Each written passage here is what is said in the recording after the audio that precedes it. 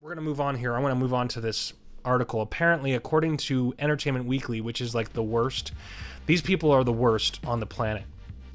I actually used to get Entertainment Weekly magazine when I was younger. I mean, and it used to be a magazine that I enjoyed. I actually have an old Entertainment, and it's like The Empire Strikes Back. So Netflix's The Witcher is nakedly terrible. This is the review that Entertainment Weekly is giving, and they're giving this horrible review, and they have Henry Cavill here sitting on this seat surrounded by all these women, and he's totally doing a manspreading. It's so hilarious to see this happen, and they're just like, they just deal with it. They don't give, it's like if it wasn't Henry Cavill, you know that they might give him a crap about it, because it's just all these people are complete and total idiots over there, because they haven't seen what people have to deal with when they sit down, and they just don't have to see what men have to deal with. But it's so hilarious because I remember when he was getting when he got soft Me Too'd. I don't know if you guys remember this. When Henry Cavill was soft Me Too'd, and they brought him in The View and like made him like apologize and all this other crap. Well, maybe he didn't go on The View. Maybe that was Norm Macdonald. I think that was Norm Macdonald going on there and apologizing. But it's like, it's just so silly that these people have just whipped everybody to the point of total domination. Anyway, the point is that like he's getting soft Me Too'd, and like there was, I think he had actually had a movie coming, and I think it was literally Batman vs Superman, and they were doing an interview, and there was a video on YouTube, and he was like being interviewed about like the most googled Henry Cavill questions or whatever, and so he's answering these questions, and I kid you not, I'm gonna try to find some of these comments, but I kid you not, like 80 to 90% of the comments were women being ridiculously crass, like ridiculous, like they were going in depth, they were going in depth on detail on what they wanted to do to him sexually, and it was like literally like over the top crass. Like I was actually like my jaw was dropped completely in this, because it was such a funny moment to see, and it was so ridiculous to see, and F anybody who tried to meet to him in the first place. And he's been threatened before. You can tell that he's had to worry before, and these people are just vultures. They're horrible. So let's get into this article. Darren Franick was planning to review the new Netflix series The Witcher by himself. Then he watched half an hour of the premiere and begged his critical colleague Kristen Baldwin to join his quest. The results were not pretty. Kristen, I don't know. Should we start with the wig?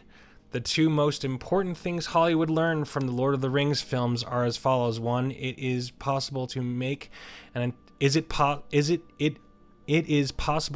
entire movie franchise about people walking. And two, if you cast a hunk as a gentle-hearted fantasy realm hero, make sure to put him in a white blonde wig that looks like it was snatched straight from the head of Jennifer Elise Cox, the Brady Bunch movie. Wow, these people are ridiculously stupid. I think it looks badass on him. And gosh, these people are idiots. To just completely like, you're going to make fun of his wig? Okay. So how old are you? 22? And your entire concept of a movie has to have perfect style that your particular box, your particular bubble of people in Hollywood think things should go? Wow, you're a shallow person. And so poor beefy Henry Cavill, who stars as Geralt of Rivia, the titular Witcher, finds himself sad. See, they can't help but just throw in like how much they want to bang him. Like you want to talk about toxicity? Finds himself saddled with a flowing, distracting mane of flaxen locks. No, it's called following the video game, because he looks like that in the video game. His hair is definitely the brightest thing about The Witcher's first episode, which takes place in a dreary, muddy, soot-colored town of Blaviken. It's a place where people don't cotton to witchers, at least if the grimy, bearded man Geralt encounters in the pub is to be believed. We don't want your kind around here, Witcher, he growls. Rude. Anyhow, the pilot also... How is this person a writer? God, this article sucks. Let's see. Anyhow,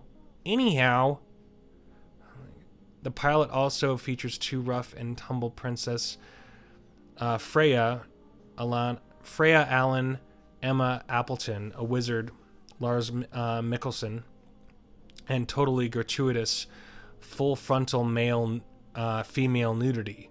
That's such a horrible thing. There are 7 naked women in the first episode alone. Darren, 7. That's toxic. Darren and Chris and I have a confession. I am a member of the Henry Cavill Appreciation Society.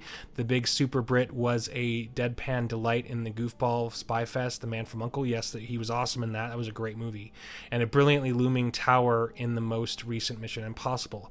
Why he opted to star in a series that buries him under a bad wig and worse color contacts a mystery. Color contacts is a mystery to me. It's because it makes him look badass, and all the Superman fans are loving this right now. That's why. You stupid idiot. Because the other movies didn't make any freaking money. Man from U.N.C.L.E. tanked horribly in the box office. Mission Impossible did well, and hopefully he'll be in the next Mission Impossible movie, but he doesn't know that. He was a side character. Do your freaking research, man. I didn't have to do any research, and I knew that immediately. Or maybe it's a failure of franchise chasing. The Witcher comes from the novels by Andrzej Sapkowski, which also inspired an acclaimed video game series. I haven't played the games, but the pilot has a certain tropes from that medium exported without imagination to television. There's the constant download of fantasy verbiage, including much talk about a Kikamora and a town I swear is called Blevikum. Mikkelsen's character has a big line about how Geralt made a choice which feels like a hat tip to the open world nature of the games. The intention here is dark pulp fantasy, so this is the kind of show where a character like Appleton's Renfri is a princess and a mutant who has sex with Geralt and night before they battle to the death. So I'm definitely not averse to the wild extremes of this genre. Obviously, you shouldn't even be reviewing it. You don't understand. You don't get what fantasy is. You don't understand this at all. You shouldn't be reviewing this at all. Shout out to the visceral blood terrors of Adult Swim Primal, but the first episode felt like cheese gone moldy. The nude bordello really edged the whole vibe in a fratty direction, and the long-running time required a lot of take forever talk about prophecies and destiny. Did you watch further into the season? Kristen, in the interest of professional obligation, Darren, I did sit through the second episode, which was notable a few reasons. Spoiler, none of these reasons include because it was good. Henry Cavill gets far less screen time in the second hour, and he has to share his few scenes with a very, very annoying traveling bard. Okay, so the reason why he's getting less screen time is because of people like you, Kristen. That's why. It's because of idiot feminist idiots like you. That's why he gets less screen time. Because people like you say that we need more women in there, and what happens? Your titular man gets pushed out, you filthy idiot.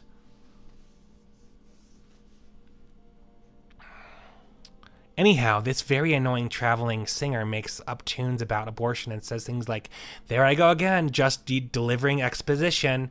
He was great. He's a great character. You idiot. He's funny, charming, and hilarious, and actually just a fun character. And it adds levity to the whole situation. You've got this dark, foreboding, like, almost one-dimensional character that is just constantly foreboding and dark and mad and angry and very serious. And then you've got the levity of him, which was great.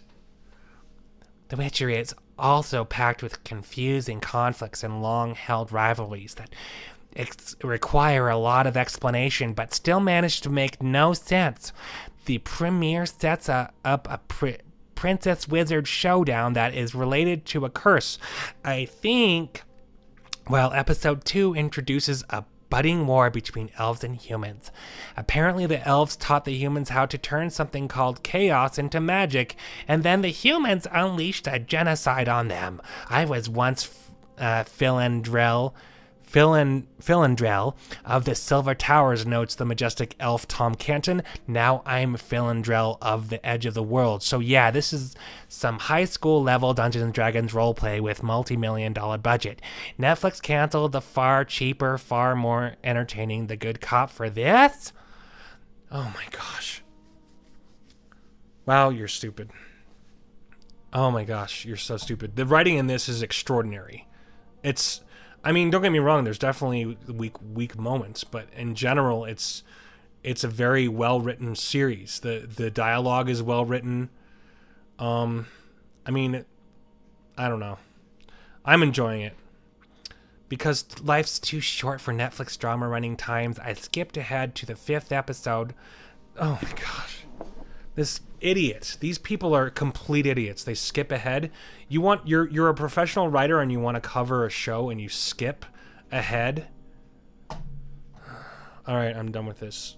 Hopefully you're enjoying this show. I am enjoying the hell out of this series. Thanks again so much for joining me. My name is Ben. Happy holidays to you. Merry Christmas. And we'll talk to you soon. Have a great day.